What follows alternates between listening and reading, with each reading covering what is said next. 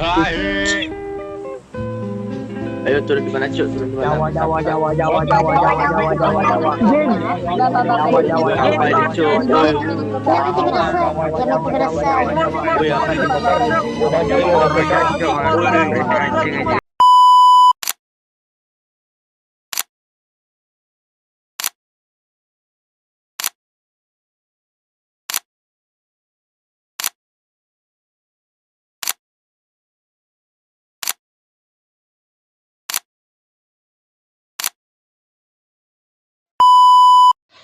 Cyberbullying atau perundungan cyber adalah tindakan menghina, mengintimidasi, atau menyerang orang lain melalui media digital seperti media sosial. Bentuknya dapat berupa hinaan, body shaming, ujaran kebencian, hingga serangan berbasis sara.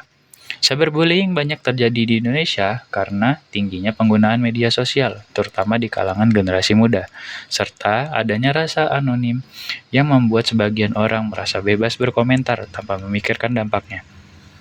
Selain itu, rendahnya literasi digital dan kurangnya kesadaran terhadap aturan hukum seperti UU ITE dan menyebabkan perilaku ini semakin marak. Padahal, cyberbullying dapat merusak kesehatan mental korban, memicu perpecahan, dan bertentangan dengan nilai-nilai Pancasila yang menjunjung kemanusiaan dan persatuan. Oleh karena itu, diperlukan kesadaran bersama untuk menciptakan ruang digital yang lebih sehat, aman, dan saling menghormati. Assalamualaikum warahmatullahi wabarakatuh. Perkenalkan, nama aku Imam Arfi Caksono selaku AI Engineer di proyek tugas KWN kali ini. Jadi, kenapa sih singkatnya ya? Kenapa sih kita perlu sampai bikin AI segala di proyek KWN ini? Karena aku ngerasa topik kami ini cyberbullying dalam tanda kutip rasis juga termaksud itu banyak banget terlihat di Indonesia. Jadi aku mutusin bikin buat buat bikin AI yang bisa ngeliat lah antara komentar rasis negatif dan komentar non rasis. Aku langsung ke ngejelasin quote aja. Jadi ngebahas sedikit tentang dataset.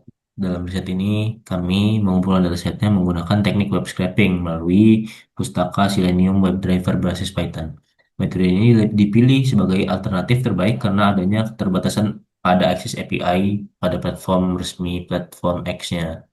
Itu. Jadi proses pencarian data dilakukan secara otomatis dengan mengkombinasikan dua kelompok kata kunci utama yang berfokus pada isu SARA di Indonesia. Yang pertama, kata identitas seperti istilah agama, suku, ras, maupun sebutan polarisasi politik. Contohnya kayak kadrun, cebong, kayak gitu. Terus habis itu yang kedua ada kata serangan berupa ujaran kebencian atau makian. Contohnya nih kayak kafir, sesat, monyet, usir, hingga STM rendah. Kami menyusun query spesifik yang menggabungkan kata identitas dan kata serangan tersebut, lalu menerapkan filter bahasa agar data yang terjaring murni berbahasa Indonesia. Setelah melalui tahap pembersihan, cleaning, dan klasifikasi ulang, kami berhasil mendapatkan dataset akhir yang valid sebanyak 1.416 tweet untuk dianalisis lebih lanjut.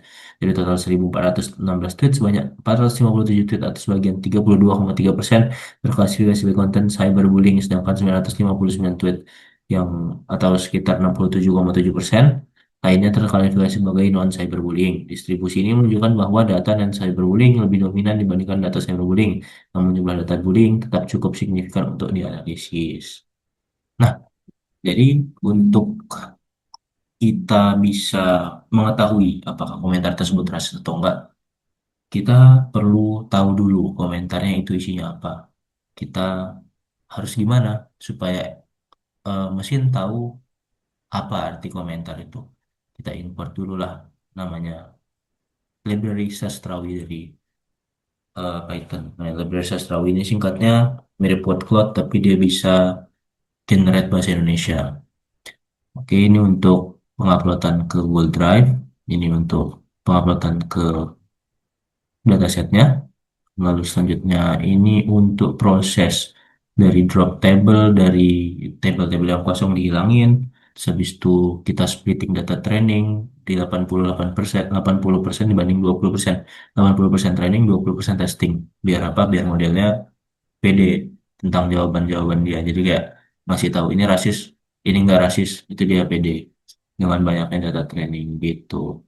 Lalu kita ekstrak fitur dengan TF-IDF. Singkatnya aja, TF-IDF ini fungsi buat mengubah teks menjadi angka menggunakan TF-IDF tadi itu. Lalu ada training dan evaluasi model. Untuk training dan evaluasi model sendiri aku pakai dua model ya, karena aku tipikal orang yang agak skeptis sama keputusan AI gitu. Jadi kayak aku coba bikin dua model supaya nanti bisa dibandingin model mana yang lebih tinggi apanya eh akurasinya yang diambil begitu. Kita pakai logistic regression sama random forest. Ini kodenya kurang lebih seperti ini. Oke, untuk outputnya sendiri kita dapat jumlah data trainingnya sekitar 1652 baris dan data testing sebanyak 413 baris. Untuk mengubah menjadi angka menggunakan TF-IDF berhasil.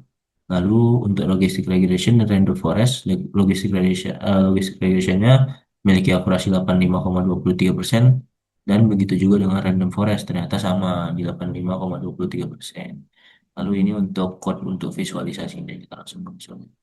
Nah ini untuk visualisasinya.